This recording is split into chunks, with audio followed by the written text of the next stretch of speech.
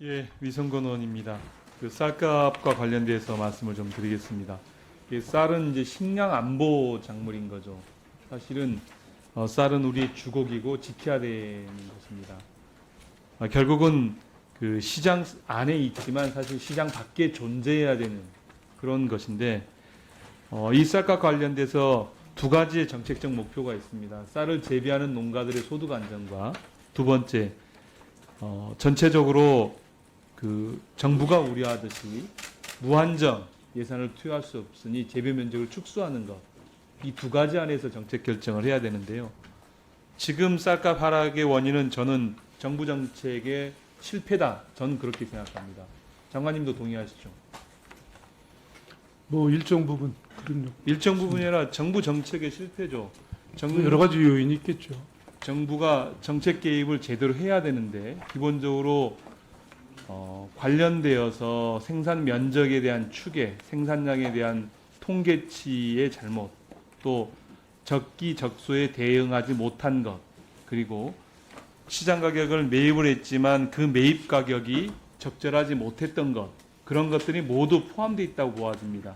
그런 것으로 봤을 때 저는 정부가 정책 개입을 했는데 실패한 정책이었다 이렇게 생각을 합니다.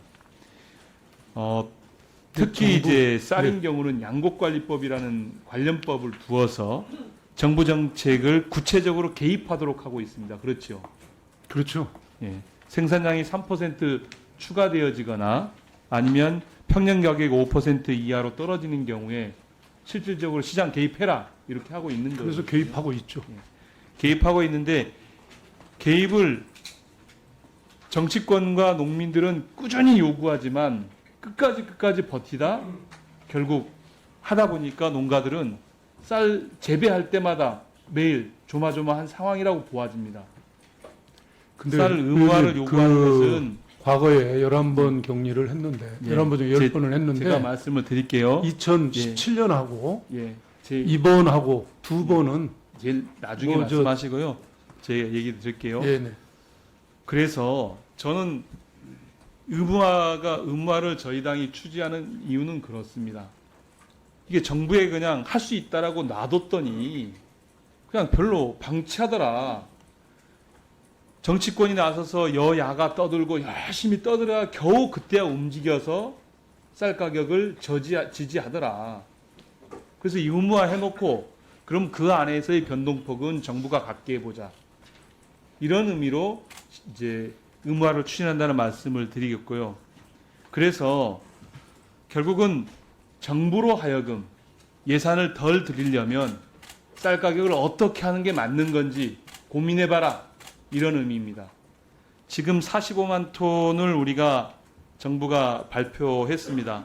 저는 적극적으로 찬성을 합니다. 45만 톤에 들어가는 예산이 얼마죠? 장관님? 1조 원이 좀 넘습니다. 어느 정도요? 1조 원이 좀 넘습니다. 1조 원밖에 안 되겠습니까? 1조 원 정도 됩니다. 근데 물론 이제 가격이 수학기 가격으로 하기로 했기 결국은 때문에 1년에 가격이 올라가면 더 올라가요. 그러니까요. 결국 1년에 1조로 쓰는 거예요. 사실은 45만 톤을 시장 격리하면서. 이게 적정한가?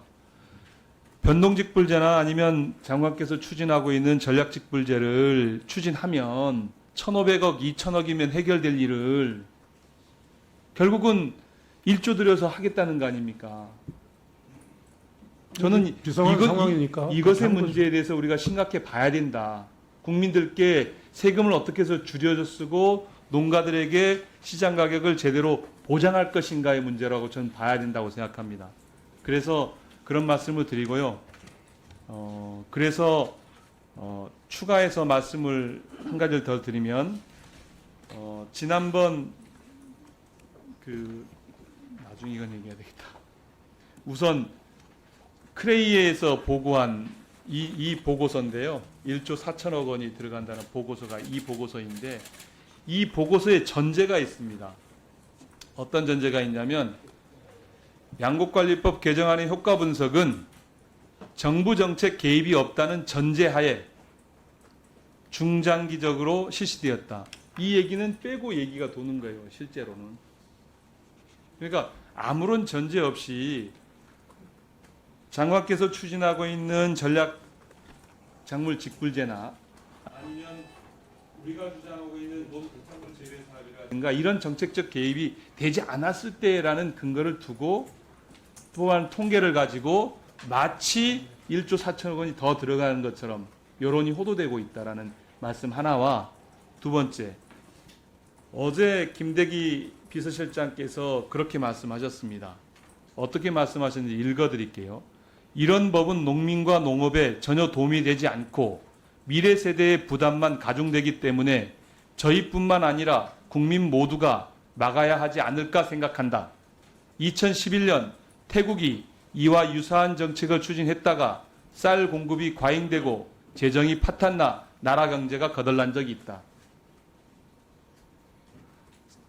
사실과 앞서 여러 의원들께서 말씀하셨지만 사실과 다른 이야기로 여론을 호도하고 있는 거예요. 사실 양곡관리법에 대해서. 양곡관리법에 대해서 구체적이고 진지하게 고민하는 것이 아니라 여론 호도를 통해서 의무화를 막겠다. 이런 정부 당국의 의지라고 보아지고요. 그러한 것은 저는 여당 원내대표였던 권성동 원내대표가 대통령의 거부권을 행사하도록 하겠다. 주호영 의원이 농업 의무화법은 쌀 의무화법은 뭐라고 얘기했냐면 농업 보상법이라고 했습니다. 이런 것이랑 저는 괴를 같이 한다고 봅니다. 지금 농민들의 울음과 울분의 이야기, 매해 농사를 지으면서 그것에 대해서 불안하고 있는 이런 심정은 전혀 고려하지 않고 그저 안 된다라고만 주장하고 있는 이야기라고 생각이 되어집니다. 그래서 저는 정부가 이 양곡관리법 의무화에 대해서 전향적으로 검토해야 되고 그 안에서 퍼센테이지 3%를 4%로 늘리는 문제나 아니면 5%를 6%로 늘리는 변동성의 문제를 어떻게 확보해서 할 것인가에 대한 고려와 고민이 필요하다 이렇게 생각합니다. 이것에 대해서 장관의 의견을 말씀해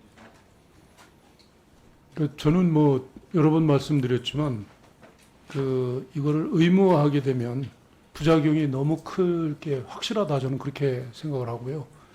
그래서 다른 방법으로 우리 농업인들께서 특히 벼재배 농업인께서 쌀값 떨어져서 고생하시고 이런 거 제가 왜 모르겠습니까만은 다른 방법으로 도와드려야지. 그다음에 쌀 산업을 유지를 해야지. 이거를 의무화하는 쪽으로 가면 예상되는 부작용이 너무 크기 때문에 이건 농업인들한테 도움이 안 된다는 그 소신을 갖고 있고 말씀을 드립니다. 아니 그래서 말씀을 드리잖아요. 전략 직불제를 대폭 확대를 하겠다. 그 확대하는 거에 대해서 의원님들께서 도와주신다면 100% 동의하고요. 그 다음에 금년처럼 상황이 이렇게 되면 과감하게 격리하겠다. 그리고 제가 볼 때 내년까지는 문제가 되겠지만 후년부터는 크게 걱정 안 해도 된다. 이렇게 생각을 합니다. 45만 톤까지 오는데 저희 야당 의원들이 얼마나 고생을 했습니까? 국민들이 얼마나 고생했습니까? 그래서 9월 25일 발표했는데 아직까지도 구체적 실행 계획이 없잖아요. 구체적 실행 계획이 왜 없습니까? 최대한 빨리 한다니까요. 10월 20일 아니, 발표하잖아요. 단계가 있잖아요. 장관님께서 10월 20일 발표한다고. 아니, 우리도 한 시간이라도 빨리 하고 싶은데 그 단계가 있다니까요. 우선 먼저 구곡이 얼마나 격리가 될 거냐를 저희가 조사를 해야 되잖아요. 거기서 남는 건 신곡으로 돌릴 겁니다. 그러니까 45만 톤은 지킬 거고요. 그 다음에 본격 수확기가 되기 전에 발표할 거니까 염려 안 하셔도 됩니다. 네, 유성군 의원님 수고하셨습니다.